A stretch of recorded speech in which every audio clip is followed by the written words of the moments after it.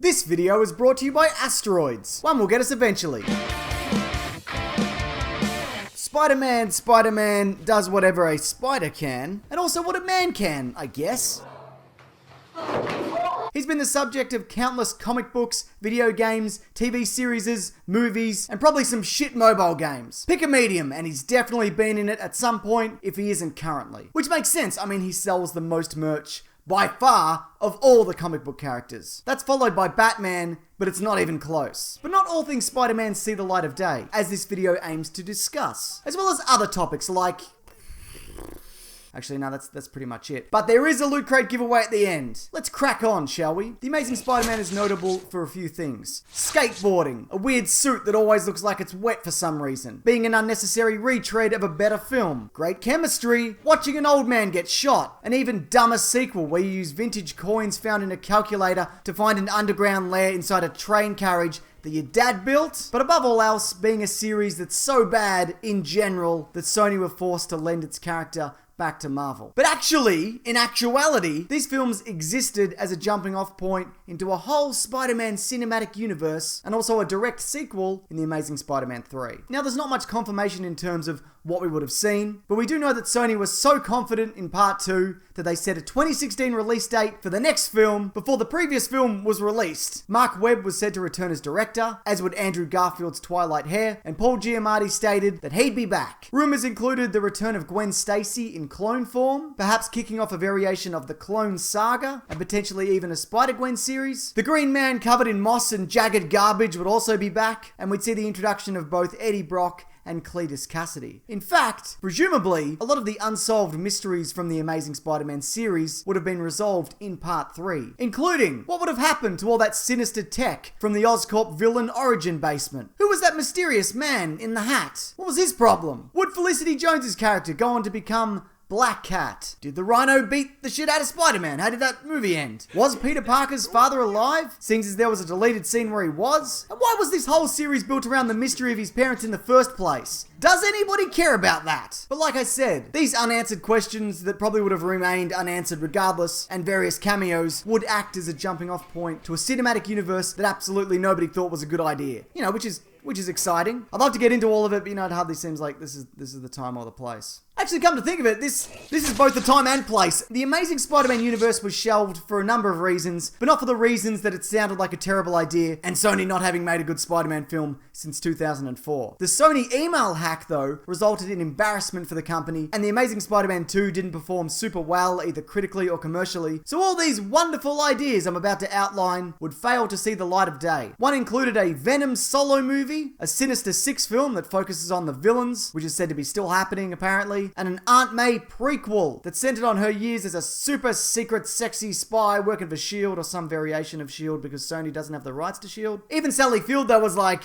nah, don't do that. That sounds shit. Sony denied though that this movie was even being considered, even though it was said that it was being considered in the leaked emails. I don't know who to believe. I mean, the emails, obviously. But let's do a video game one. There are so many good Spider-Man video games. Too many to name. And by that I mean probably about 5. I don't know, I haven't played them all. One that I thought was okay, better than a lot of the reviews indicated, was Spider-Man Web of Shadows. That initially had a follow-up that went into production for release around 2010-ish. Unfortunately, its developer, Sharba Games, went under in 2009, but a number of concepts have made their way online. Titled Spider-Man Classique, that's how we say classic in Australia, that's not true. It would have featured a feast, a fiesta, a fjord of classic villainry as the game aimed to tell a best-of anthology story with a focus on boss battles with panel-by-panel faithfulness to the original comics. Some notable inclusions of note that would have been included were Carnage, Sim Vulture, Black Cat's Cleavage, and Mysterio, who was planned to be made into this incredibly menacing villain, but with a lot of the time the character not being actually present, with him just using special effects and trickery to give Spider-Man a real bloody runaround. However, when the curtain was pulled back and the real Mysterio was revealed, Spider-Man could just beat him up, you know, because he's just a guy with an inverted fishbowl on his head. Beanox actually took over the project and developed it into Shattered Dimensions, with with the Mysterio design actually being left intact. Now we got a couple more additional pieces of info. Moon Knight would appear, and Wolverine was said to be a playable character in his classic grey suit, blackface costume that we all know and love from the comics. That is, of course, assuming he recovered from what Spider-Man did to him in the previous game. Let's do another video game. In the mid-2000s, EA Chicago began working on a title simply referred to as Marvel, with the rumored name actually being Marvel: Destruction. Though not strictly a Spider-Man game, the character did feature heavily, which is why I'm including this. Also, I decided on doing 5 properties before I could even be sure that I could find 5. Some would say that's unwise, but I would say it's one of the bravest things that a person has ever done. The idea was to take a bunch of Marvel's most classic and iconic characters, especially Spider-Man, probably, and pit them against one another in a third-person, beat-up-the-other-person game. Characters that were said to appear were definitely Spider-Man. I mean, he's practically the main character. Captain America, Hulk, Wolverine, Dark Phoenix, Doctor Doom, US Agent, Juggernaut, Venom, and others probably. The idea was to redesign these characters from scratch and make them more grounded, or realistic, or as Marvel themselves called them, worse. EA Chicago was told, nah, don't worry about it. Marvel will bloody love these new, fresh, weird ideas that you have. But that wasn't true at all. And the first lot of concepts were scrapped, which included a Spider-Man so skinny that he was deemed to look anorexic, and a version of the Hulk who just looked like a kind of a big fat fella. What Marvel did love, though, was the voice work, including that of Dave Faustino, who you might know as Bud Bundy from Married with Children, that is if you grew up in the late 80s and 90s. If you didn't, just imagine a classic 90s sitcom, except everyone's a prick to one another and there's an insane amount of sexual innuendo, with all the subtlety of something with absolutely 0% innuendo. Some sex tonight, pig? Originally, the environments were to be completely destructible, including buildings, but this was scaled back down to street signs and cars and the like. Also, they played around with the idea of having arenas as big as 5 blocks, but the developers quickly found that with distances like that, it took some effort to keep the characters near one another, so that was reduced. The public was also at first to play a big part. If you just went total reckless destruction, the police would shoot at you and regular people would attack. But if you saved civilians, the city had your back. Much like Spider-Man the movie and also Spider-Man 2 the movie. Whoa, watch out! Yes, Spider-Man, watch out! Listen to the old man with his invaluable advice in this time of great need. I mean, I bet he's stopped so many trains in his time with his super strength. Look at this guy, what a dickhead. The public interference part was dropped, and there was also a problem surrounding what kind of narrative the game would be built around. There was talk of maybe making it a variation on Planet Hulk, or it might have been World War Hulk. I don't know, I don't have it in front of me. Or the Skrull invasion. But that was nixed, and they opted to structure the whole thing like a classic arcade fighter, like Street Fighter, but not the latest one where Capcom released an unfinished game and charged full price for it, like that's something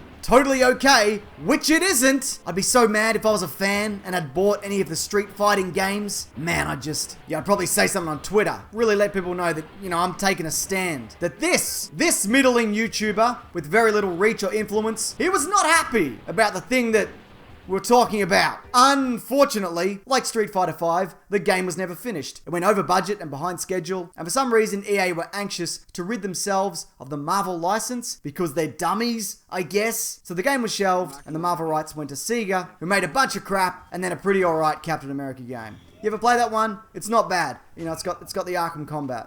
It's pretty good. Finally, we can hardly talk about cancelled Spider-Man properties without bringing up what could have been in The Amazing Spider-Man 3, which we did already talk about, so let's get into Sam Raimi's Spider-Man 4. Despite the critical panning Spider-Man 3 received, because it turned out pretty shit, Sony was like, hey, that made money. Let's help Sam Raimi move forward with another one. And Raimi was hoping to make the best Spider-Man film ever due to his unhappiness with how the previous film turned out. The movie went through a number of script alterations between 2008 and 2010, but ultimately, Raimi decided that he couldn't meet the 2011 release date whilst at the same time upholding the film's creativity. So he gave Sony his blessing to go ahead with the reboot that he knew they were already planning as backup, and they parted amicably, as friends. I bet sometimes they see each other on Facebook with other people and go, good Good for them. There are though some story details that have been unveiled recently. Anne Hathaway was in negotiations to play Felicia Hardy as Black Cat. However, there were rumors, that of which Raimi denied, that she was to become a new villain called the Vultress. Dylan Baker would have also finally been given the opportunity to transform into the Lizard, which was Raimi's intention all along. That idea, though, flowed over into The Amazing Spider-Man. Bruce Campbell, who had a cameo in all the other films, was to become Mysterio. I'm not sure if that means all these characters were the same guy. That would have been pretty cool, but the movie would have depicted him as a minor villain Spider-Man drops off at the police station at the start of the film. In fact, the opening of the movie was to feature a montage of Spider-Man making short work of a number of villains, including the Shocker, the Prowler, and Rhino. I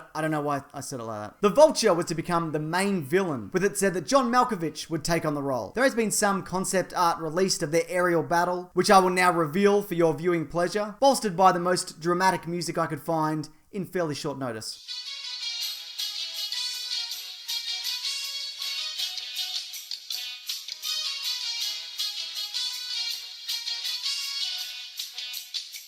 All in all, despite Raimi being deeply unhappy with it, I'd probably have preferred to see a continuation of his series other than the reboot that we got. That being said, after part 3, the whole thing did kind of feel done. Not really though, in a particularly satisfying way. Still, I personally would have loved to have seen what other kind of funny faces they could have got Tobey Maguire to pull for the sequel.